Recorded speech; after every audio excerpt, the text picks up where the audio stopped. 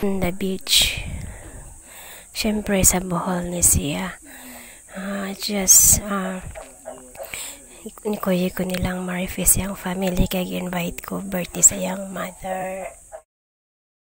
So nag-rent sila og Vihar and Philip wanikuyo kay layo-layo pud gamay. So enjoy naman ako diri sa picture, you know. I like taking picture. Grabe ang waves big. So pasensya na kayo guys na puro mukha ko dito kasi feeling blessed today. So thank you so much guys for watching. Bye for now. God bless everyone.